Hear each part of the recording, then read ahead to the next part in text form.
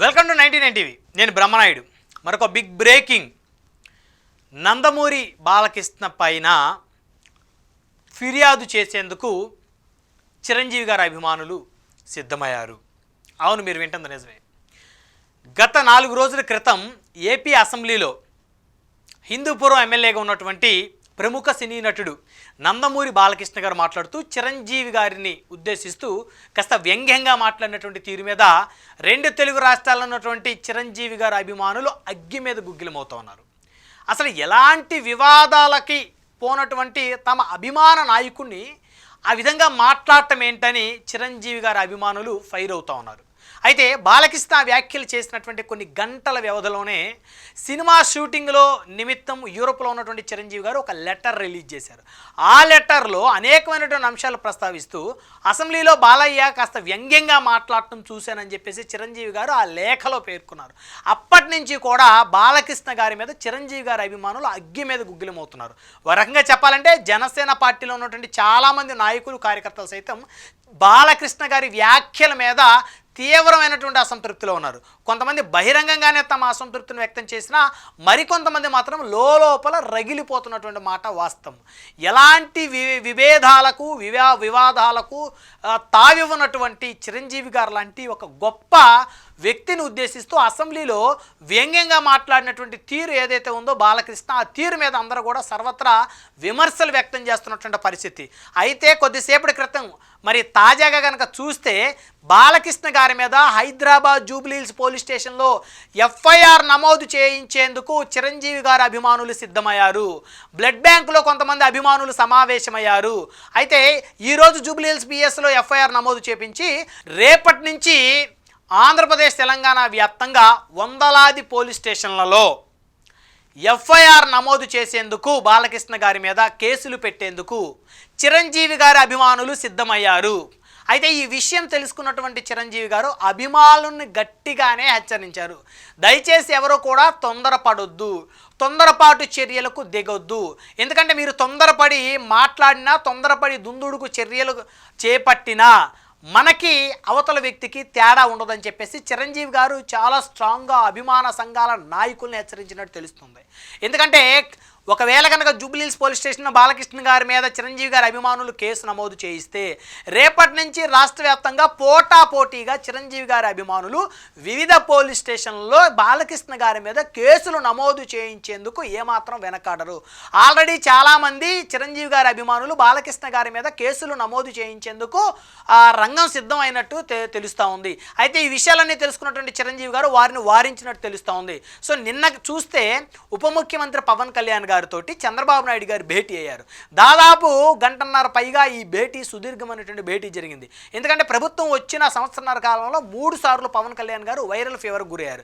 అయితే మొదటి 2 సార్లు కూడా చంద్రబాబు నాయుడు గారు కేవలం ఫోన్ ద్వారానే పరామర్శించారు. కానీ నిన్న మాత్రం పవన్ కళ్యాణ్ గారు నివాసం ఉంటున్న జూబ్లీహిల్స్లో నివాసానికి వచ్చి చంద్రబాబు నాయుడు గారు గంటన్నర పైగా భేటీ అవ్వటం ఏదైతే ఉందో అది ఖచ్చితంగా బాలకృష్ణ అసెంబ్లీలో లేవనెత్తినటువంటి అంశాలకు సంబంధించి చిరంజీవి గారిని వ్యంగ్యంగా మాట్లాడినటువంటి మాటలకి రాజుకున్నటువంటి రాజకీయ వేడిని చల్లార్చేందుకే చంద్రబాబు నాయుడు గారు పవన్ కళ్యాణ్ గారితో భేటీ అయ్యారు. బాలకృష్ణ గారు చేసినటువంటి వ్యాఖ్యలు మనసులో పెట్టుకోవద్దని చెప్పేసి చెప్పినట్టు తెలుస్తూ ఉంది. అదేవిధంగా బాలకృష్ణ గారిని కూడా మందలించినట్టు తెలుస్తూ ఉంది. ఇక మీదట ఇలాంటి పొరపాటు జరగదు, ఇక మీదట ఇలాంటి తప్పు మళ్ళీ రిపీట్ అవ్వదని చెప్పేసి పవన్ కళ్యాణ్ గారికి చంద్రబాబు నాయుడు గారు భరోసా ఇచ్చినట్టు తెలుస్తూ ఉంది. సో కాబట్టే పవన్ కళ్యాణ్ గారు ఈ విషయం మీద ఇంకా ముందుకు వెళ్ళదలుచుకోకుండా ఆయన స్తబ్దుగా ఉన్నట్టయితే స్పష్టంగా అర్థమవుతుంది. కానీ ఈరోజు యూరప్ నుంచి హైదరాబాద్ వచ్చినటువంటి చిరంజీవి గారిని కొంతమంది అభిమాన సంఘాల నాయకులు భేటీ అయినటువంటి పరిస్థితి. అయితే ఆ తర్వాత చిరంజీవి గారి మీద వ్యంగ్యంగా మాట్లాడినటువంటి బాలకృష్ణ గారి మీద ఎఫ్ఐఆర్ నమోదు చేయించడంతో పాటు ఆయన మీద వివిధ పోలీస్ స్టేషన్లో కేసులు పెట్టడంతో పాటు తీవ్రమైనటువంటి నిరసనలు తెలియజేయడానికి మెగా ఫ్యాన్స్ సిద్ధమైనట్టు తెలుస్తూ ఉంది. అయితే ఇవన్నీ తెలుసుకున్నటువంటి చిరంజీవి గారు మెగా ఫ్యాన్స్ అంటే చిరంజీవి గారి అభిమానుల్ని, అభిమాన సంఘాల నాయకుల్ని తీవ్రంగా హెచ్చరించినట్టు తెలుస్తూ ఉంది. ఎవరో కూడా దయచేసి తొందరపడొద్దు, తొందరపాటు చర్యలు ఏవి కూడా తీసుకోవద్దని చెప్పేసి ఆయన గట్టిగా వారించినట్టు తెలుస్తూ ఉంది. అయితే ఈ ఎపిసోడ్లో పవన్ కళ్యాణ్ గారి ఇన్ఫ్లుయెన్స్ ఏమన్నా పనిచేసిందా? ఎందుకంటే పవన్ పవన్ కళ్యాణ్ గారు చిరంజీవి గారిని ఏమైనా రిక్వెస్ట్ చేశారా, లేకపోతే పవన్ కళ్యాణ్ గారు తరపు నుంచి ఎవరైనా చిరంజీవి గారి సన్నిహితంగా ఉండే వారికి ఏమైనా రాయబారం పంపారా? ఎందుకంటే చంద్రబాబు నాయుడు గారు ఆల్రెడీ పవన్ కళ్యాణ్ గారితో భేటీ అయ్యారు కదా. ఆ నేపథ్యంలోనే చంద్రబాబు నాయుడు గారు చిరంజీవి గారితో కూడా ఫోన్ మాట్లాడారనేటువంటి ఒక చర్చ కూడా నడుస్తూ ఉంది. అసెంబ్లీలో చిరంజీవి గారి మీద బాలకృష్ణ గారు వ్యంగ్యంగా మాట్లాడినటువంటి అంశానికి సంబంధించి చంద్రబాబు నాయుడు గారు కూడా చిరంజీవి గారికి ఎపిసోడ్ మీద మాట్లాడి ఆయనకు సర్ది చెప్పినట్టు కూడా తెలుస్తూ ఉంది. ఇక మీదట భవిష్యత్తులో ఇలాంటి సీన్స్ ఏవి కూడా, ఇలాంటి పరిస్థితులు, ఇలాంటి మాటలు ఏవి కూడా రిపీట్ అవ్వవు అని చెప్పేసి భరోసా ఇచ్చినట్టు తెలుస్తోంది. ఈ క్రమంలో భాగంగానే 2 రోజుల క్రితం కనుక చూస్తే చంద్రబాబు నాయుడు గారు ఆంధ్రప్రదేశ్ అసెంబ్లీలో మాట్లాడుతూ ఎమ్మెల్యేలందరికీ, ప్రత్యేకించి టీడీపీ ఎమ్మెల్యేలకి హెచ్చరికలు జారీ చేశారు. మీరు మీ వ్యక్తిగత అజెండాతోటి సభలో లేని వ్యక్తుల గురించి ఇష్టానుసారంగా మాట్లాడితే కుదరదు. మంత్రులను టార్గెట్ చేస్తున్నారు. మీ వ్యక్తిగత అజెండాతోటి మంత్రులను టార్గెట్ చేయొద్దు.